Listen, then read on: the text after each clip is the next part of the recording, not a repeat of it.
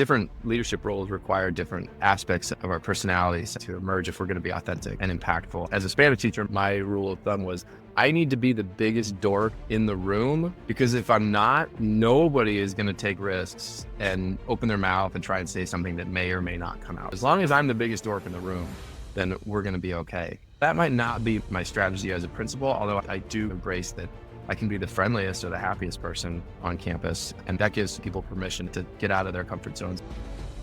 This is the Engaging Leadership Show, where we uncover the stories and strategies behind successful educational leadership. In today's episode, we talk to the principal of one of the oldest high schools in the San Francisco Bay Area. We speak about how you can create a coherent set of values for yourself through personal reflection, and as a leader, how do you use these values to then communicate goals and get everyone on board using moral authority rather than positional authority? And how do you then drive community and learning and growth within the student body? All this and more in today's episode of the Engaging Leadership Show. Today's guest has his bachelor's degree in philosophy from Pomona College and later obtained his secondary teaching credential in Spanish from San Francisco State University. He's a veteran principal, and he's been serving in this role for the past 10 years or upwards of 10 years. It's so great for me to be interviewing today Sean Priest. He's the principal of Sequoia High School in Redwood City, California. Sean, welcome to the show. Hey, thanks for having me. Appreciate the opportunity. Sean, tell us a little bit more about Sequoia High School, the community you serve, and the school itself. Number one thing about Sequoia is that it's physically stunning. This iteration of the campus built in 1923 on top of an estate that actually goes back to the 17th century, I believe. So you've got some mason work on campus that's pre-California. And there's a big cool bell tower and all kinds of architectural fun. There's a Japanese tea garden in the middle of the campus and trees. There's the stunning giant cedars and oaks. And my favorite, of course, is a big magnolia tree. I drive up to work every single day, get out of my car, and almost 14 years at the school, every single day I have the same thought as I can't believe I get to work in this space. And then Redwood City sits on this really cool meridian of the globe. We're on the Pacific Rim, we're Latin America. This is perfect California school where we've got families who have been in our community for 5 generations. I've taken pictures of graduation with great grandparents who are wearing their Sequoia sweaters with their current graduates. And then we've got students who are here and have been here for a month in this country. And we've got every range of sort of socioeconomic level, all kinds of languages. We're an IB school, so we tend to attract students who are transferring in from their families who were placed in different parts of the globe. It presents like a great opportunity to work with a really diverse community. And we're just drawing on all those assets of different experiences and backgrounds. At the same time, they're the most interesting challenges in education that you can have is how do you present a really rigorous, engaging program for a set of students, 2,000 kids, who each have a unique story to tell and who each have a different set of interests and a different set of experiences and assets to engage. So it's a really cool place to work. I have fun every single day. That's incredible. And I can believe the diversity. Your campus has some buildings that are listed on the National Register of Historic Places, is that right?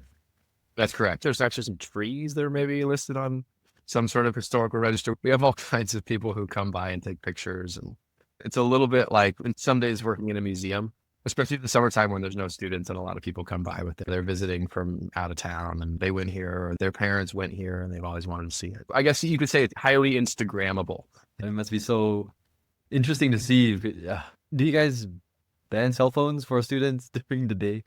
We did for a long time. We were one of the last schools to hold out on that. And then it just became too much of an uphill battle. The time is shifting a little bit though. So I do hope that we can get back to a place where kids are not on their phones. And it's starting to happen. I think it's got to be self-directed if it's going to be effective. And more in classrooms, kids are turning in their phones at the beginning of the period because they just know there's no need. They have a Chromebook or whatever if they need to get online.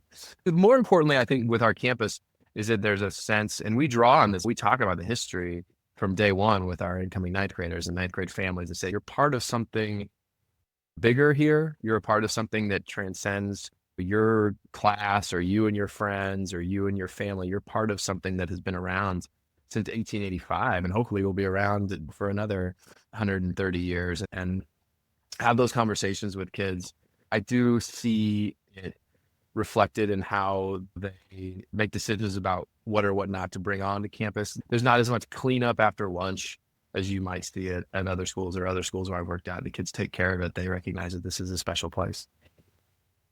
So how do you balance between a place that's steeped in tradition, one of the oldest high schools in the San Francisco Bay Area, and that enormous diversity that you have with the student body? Like, you have all funneling into this high school that has so much tradition and at the same time have offering that breadth of academic rigor and curriculum to be able to meet the needs of such a diverse population. Yeah, it's a great question. I actually love contrasts. I think we get ourselves in trouble when we try and come down on one side or the other instead of embracing the sort of dichotomies in the world. And certainly that's something that I've talked about explicitly with our community and tried to highlight is that, yes, on the one hand, you have all these traditions and you have all this cool history, and it's fun to go back and look at some of the old yearbooks, and it's fun to walk through the halls and imagine what it must have been like here in the 40s and 50s. I've got pictures on my wall, the 1937 Peninsula Athletic League baseball team, championship baseball team, which I love because it's 1937, which in the United States we know is a much different country than it is now. But our baseball team here in Sequoia in 1937 was completely integrated racially. And our captain, in fact, is African-American on that team. And I've got a picture to prove it. So it's super cool and draw on those contrasts now. They look, yes, we are a school that is rich in history and tradition. At the same time, we have a super innovative staff, and we look at the most current research-based practices to try and make sure that this very unique and diverse student population that we serve proudly is that we can reach them, because we're all constantly looking for ways to improve our practice. I talk about this with anybody who will listen, parents, students, staff. We're looking for people to be successful in their work with us at Sequoia. And it comes down to these three things. Number one, do you want to get better every day? As an educator, do you embrace this idea of lifelong learning and constantly looking at what your practice is and how you can improve it? What worked this year? What might you want to try differently next year? Collaboration is another piece of that, right? You're going to get better at what you do. You're going to be more impactful if you're able to share ideas and best practices and align with your colleagues. So that collaboration piece. And then third, you got to embrace that diversity where you've got to want to work with all kinds of levels. So I love that so many of our staff very proudly, when we do, what would I like to teach next year? For the teachers, they sign up for, I would love to teach one of our 12th grade IB classes, college level, honors level curriculum. At the same time, I would love to teach a 9th grade Algebra 1 class, or I would love to work with a co-teacher and serve a class that's got integrated with 15% students with IEPs, and really embracing some of the different challenges around diversity as part of the work. It's very inspiring to be with people who share these ideas and then be able to orient new people around those ideas and figure out, hey, is this a good fit for you? Is this who you are as a professional? Because it's not to say that's every school or that's every educator, and that's okay, but it's certainly what works here at Sequoia. You know, you've been the principal for coming to almost a decade and a half now. Is that right? I was a vice principal for 3 years, and then we're just about to finish up my 11th year as principal. So 2014 was my first year.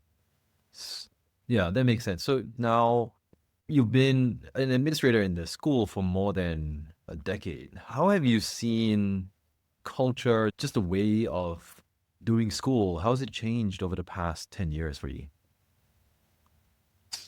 It's interesting. Think about this idea that like the context shift and the circumstances shift probably more in the past 20 years than they had previously. Like the role of technology. I remember when I started teaching, we were debating among our faculty about the merits of Wikipedia as a credible source.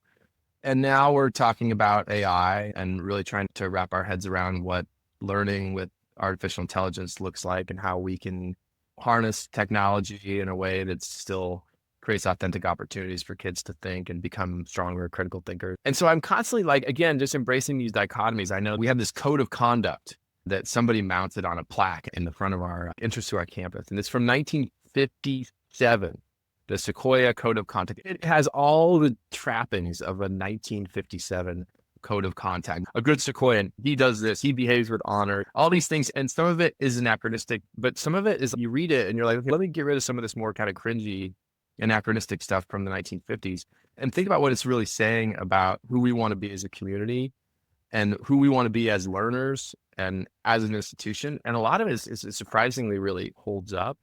So yes, things have changed a lot. We all made it through a pandemic. Literally 48 hours went from being a brick and mortar school to an online school. And every year it's a new kind of, the markers change in terms of what it means to be integrating technology and embracing technology in the classroom, to differentiate how technology can be harnessed to assess students more authentically and more equitably and provide kids with more ways to show what their level of mastery is, which in turn gives teachers really good data, actionable data with which to create plans for either remediation or understanding what's working and what's not working as you look from class to class. So that's really like an exciting, I think, component of it, and just being on your toes at all times. One thing that's really helpful is we have an IB we're an IB school. One of the hallmarks of an IB school is this idea of like, what is knowledge, right? The capstone class, if you're a student who's trying to obtain an IB diploma, is called the theory of knowledge. It's literally an epistemology class. So here I am, a philosophy major, as an undergrad, who was really driven by some of these ideas around what does it mean to say that I know something? Or what does it mean to hold knowledge? And now it's this sort of kind of the highest level of our school, a central question to this course that's very like rigorous and prestigious. And the idea is that those central questions really inform what goes on, even if it's not in that class, they inform what goes on in the IB bio classes, in the IB history classes, which in turn inform what goes on in the 9th grade science classes and in the 9th grade social studies classes. Because again, we're trying to vertically align and create a school where we don't set limits on anybody coming in as a 9th grader. Our assumption is that if you're showing up, you're on the path to achieve at the highest level. Our job is to get whatever barriers or obstacles that the world has thrown in front of you out of the way as best we can, or give you a boost or a lift or help you get around or whatever that looks like. So it's really interesting that you talk about how do you embrace some of these challenges. And it has changed. We all know that the idea of what knowledge is and how knowledge is transferred, what learning looks like. And there's old sayings that I talked to people who retired long ago, and they'll say things like, yeah, life is an open book test. I always remember that. It truly is now more than ever. Say life is an open book test, and everybody's got the answer key in their pocket. So what does that do for us as a school? How do we continue to promote critical thinking? And I think, again, back to that idea of what does the ideal educator at Sequoia look like? Have to be constantly looking at what's around the corner. What's next? What do I need to be thinking about?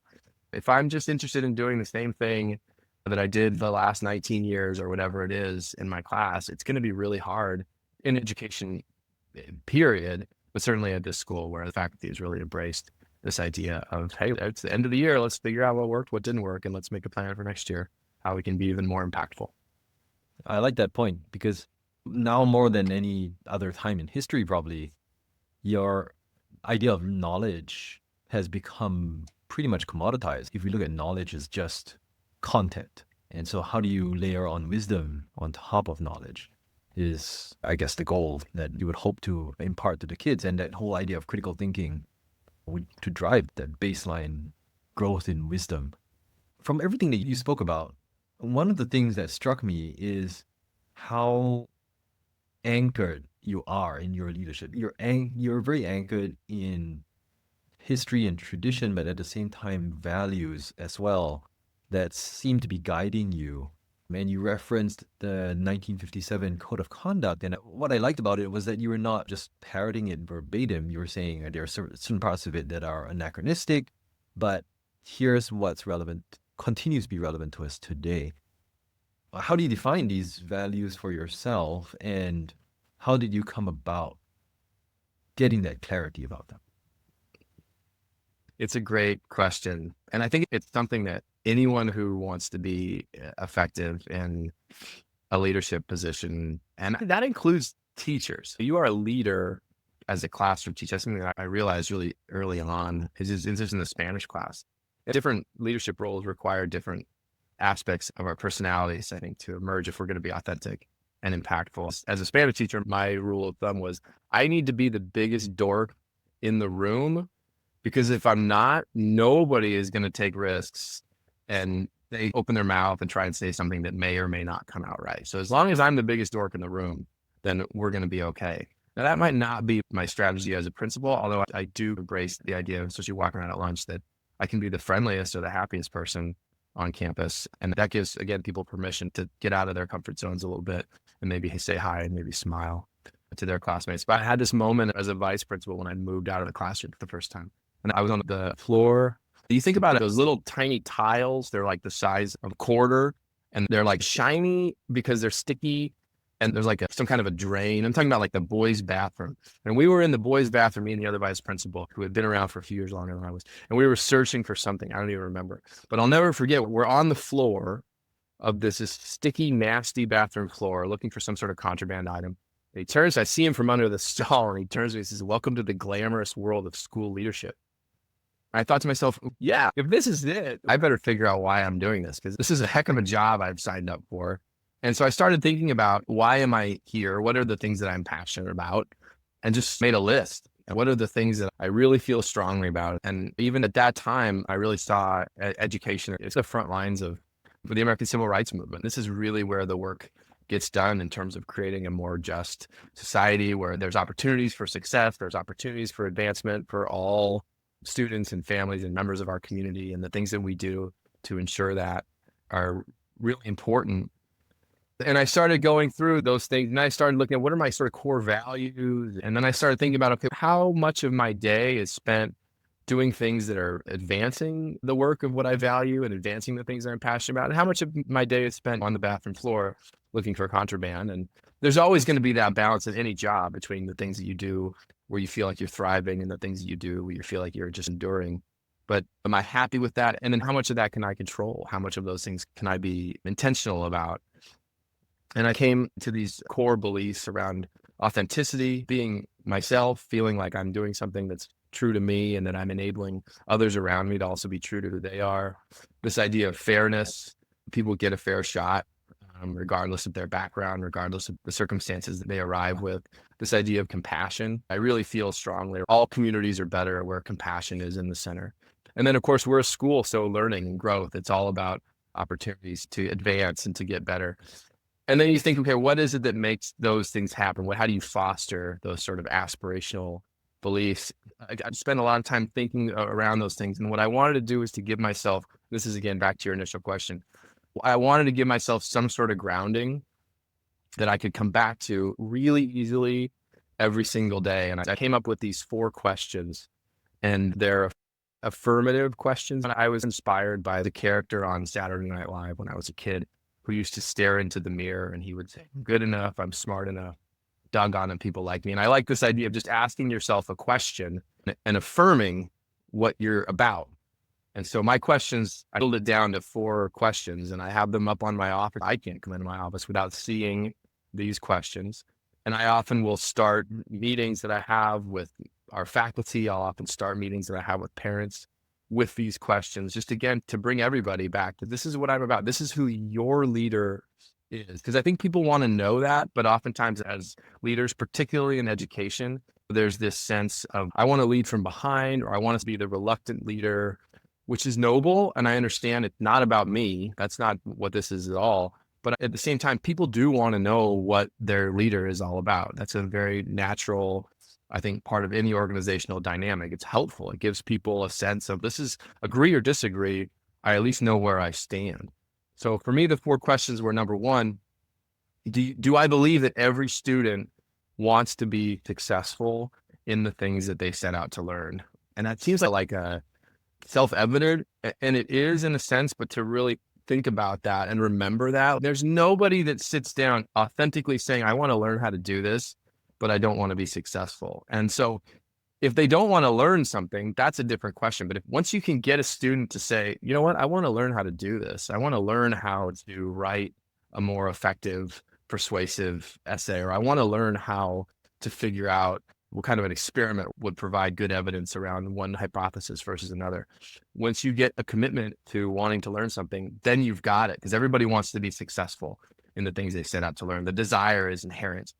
The second one is, do you believe that failure is an essential part of that learning process? And I think that's the flip side of that is, okay, once you're on board to wanting to be successful in the things you want to learn, then you got to be on board with falling on your butt. And as a teacher and as a student and as a leader, being explicit about that failure is baked into our culture, that we celebrate those failures because there's no learning without failure. And then the third thing, that I come back to, again, blessed as I am with the community that we get to serve, is this understanding, and I take it in the form of a question. Do I believe that there are cultural and institutional barriers that our students can control, but are holding them back? And then the sort of the flip side of that is then what our duty is then to help kids overcome them, get around them, jump over them. There are socioeconomic barriers. There are neurocognitive barriers. There are linguistic barriers. There are all kinds of things that hold our socio-emotional barriers that are holding our kids back to being successful in the things that they want to learn. And we need to keep that front and center as educators, that to be aware of what those are, to look for them, and to try and help our kids fight through them. And that's where you're going to be successful as a thriving adult, is to understanding like, hey, stuff's hard. There are challenges everywhere, but I can still be successful. I don't have to use that as an excuse. I don't have to say that I can't do anything. I just have to acknowledge like these things exist. And these are some things that I've been able to do to overcome them. These are ways people have helped me to overcome them. And that's what we do as adults in education, the teachers and administrators, counselors. And then the last one that I asked myself, and again, these are 4 questions, like I said, I asked every single day. When this goes to the institution itself, do I believe that a student's grade in a class should, as purely as possible, reflect the extent to which they mastered the standards and skills in that subject area? So in other words, is the math grade a result of a student demonstrating authentically that they've mastered the concepts and the standards that we've identified as being the ones that are important in algebra or in geometry or calculus or whatever it is? And I just answer those questions every single day. Yes, that's why I'm here. And that sort of helps, I think, focus me. And again, getting back to that thriving or enduring dynamic, it helps me really prioritize the things that I want to be working on and the messages that I want to send through my actions and my words. So that's a lot to unpack with your 4 questions. And I really like that this could be applied to any educator listening to this podcast. Like, do we believe that students want to be successful? Do we believe that failure is essential as part of the learning process? Do we believe that there are cultural and institutional barriers outside students' control that holding them back that you can help them overcome? And do we believe that students' grades should, and I like that nuance that you have, that it should reflect the extent to which they've mastered the material, because sometimes it doesn't, but we want it to. I'm just curious, did you come up with these questions just sitting in a room one day, or just brainstorming? How did you land on these? Yeah, it goes back to that idea of what are the things I value? Why am I doing this? It's not because I like to be on the bathroom floor trying to find some contraband that I think a student had gotten rid of. But at the same time, how do I get from that to feeling really good about what we're doing at work every day and how we're a part of the solution? Those questions, they did come out of just in personal reflection. It started with being articulate or articulating my core values as an educator. It started out of articulating what my beliefs were about how schools work and how schools can align within a structure that is tough to change. I can't do much about the fact that the state requires a certain number of instructional minutes for each school day. And I can't really do much about the school board's requirements about graduation and the AG requirements for UCs and CSUs. That's something that's out of my purview. But within that structure, I can define how success can closely align what my values are. And then I think I really wanted to come up with something that would be easy to articulate again and again without seeming pedantic.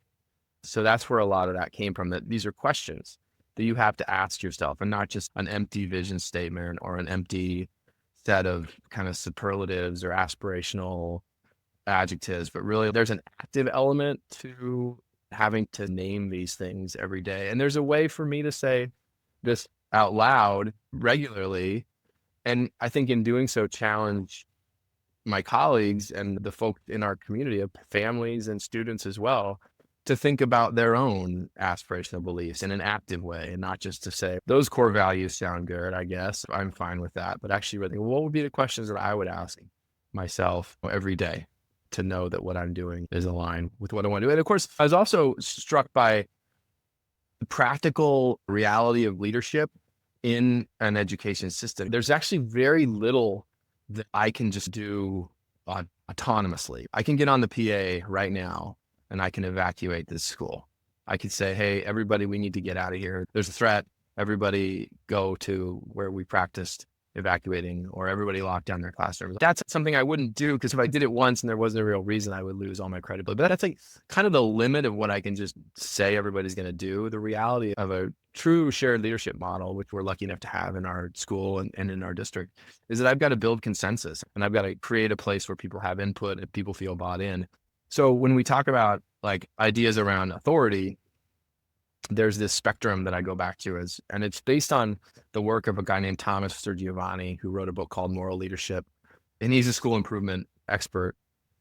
And he identifies this spectrum of moving from bureaucratic authority on one end, where you're basically doing that. You're saying, okay, everybody evacuate. I'm the principal. I just pulled the alarm. Let's get out of here. To like a psychological authority, where I'm saying, okay, I need your help. You know me, I know you. I really need you to just get on board with this right now. And somebody, because I've established a relationship or trust with somebody, will say, okay. And that's almost like a one-on-one or maybe small groups. Moving a little bit over, there's like a technical, rational component to that spectrum, where now I maybe convinced somebody to do something because I've laid out a case. I've used data.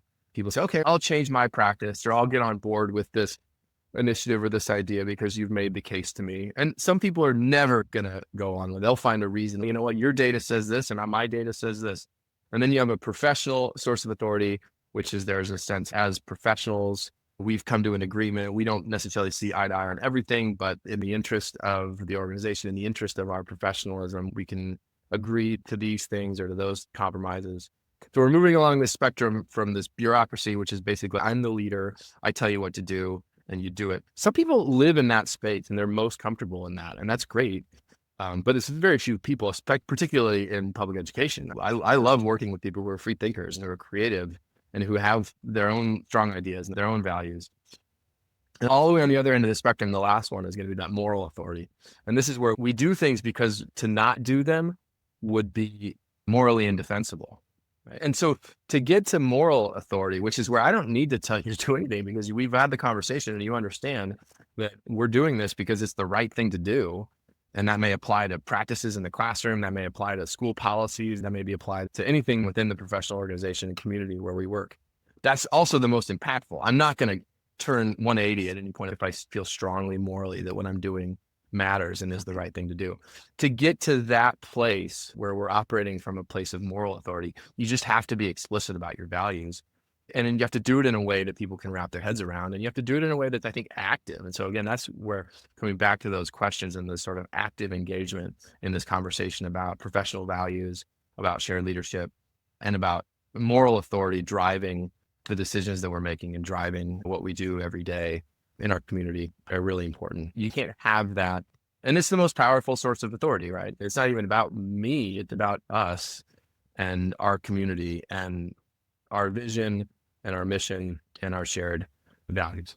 Yeah, I love that spectrum. And we're going to include Thomas Giovanni's book in the show notes, just a link to that. We'll be able to get that out. It's a great book. I love it. It's dense. It's totally my jam. I recommend it as often as I can, particularly to school leaders. It's very helpful because it can be difficult to get anything done in a school setting, just with so many ideas and so many moving parts and components. I think really understanding what you're about and focusing on the ways in which you can generate really strong commitment to a sense of shared values and how it would inform practice. It tends to be very empowering. as a leader, but also I think for your whole community, including students, including families. Again, it might not be the same language with you, but it's important to be as inclusive as possible when you think about this idea of leadership. Yeah. One of the critical tasks of a leader is to be able to set goals for the team and to be able to hold the team accountable for those goals. How do you think that, piggybacking on what you said much earlier on in the episode, how do you translate these values and the idea of moral authority towards creating goals that, first of all, how should we create goals as a leader, taking these into consideration? And then how do we drive accountability towards those goals as we go through and try to execute on them? In a public school setting, there's some baked in accountability elements to the institution. In California, every district is required to submit a local control and accountability plan. And from that, the schools within that district need to create their own single plans for student achievement. And I know that they're formatted templates. They can be very onerous, and they're really easy to populate with problem. To be honest, I've done a bunch of accreditation visits. So I've been lucky enough over the years to probably get to something like 9 or 10 schools as part of an accreditation team. So I've seen a lot of how schools approach these accountability pieces and building out their plans. And in some cases, they're very reflective and honest and authentic about what the challenges that they faced are. And they use data, and not just quantitative, but qualitative data. They get input from as broad of a set of community members as they can, try and really identify where could we be focused. And then they build a plan from there about what the best strategies would be. They have a dialogue with their constituents that's rooted in, again, explicit talk about those shared values, and then comes up with ideas, actionable items, and they build out an action plan from there. And you can just as easily approach that same process. Let's just get this done. And at the end of the day, we're just going to be doing our thing, and let's just get this document turned in. The contrast, I think, is really interesting, because to move the ball forward, you have to pick some protocol that you're going to commit to. So I've embraced the accreditation process. I've embraced the site plan process within our district. We're lucky, I think, to have a really honest and authentic local control and accountability plan from which I can draw and really partner with our district leadership as to meet the needs of our school community. And if you do that, again, in an authentic way, we have a 1 year, 3 year, 6 year action plans, which we come back to monthly with a set of engaged representatives, stakeholders, parents, students, staff. And look, how are we doing on the action item 1? We said we were going to do this by December. We said we were going to do this by June. Did we get it done? No. Why not? What do we need to take care of?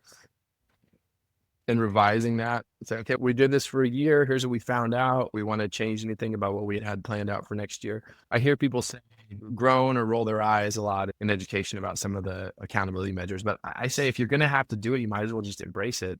And again, if it's rooted in an authentic reflection of what your values are, and you've articulated them and everybody knows what they are, then I think people get more excited and get behind them in a way that's meaningful.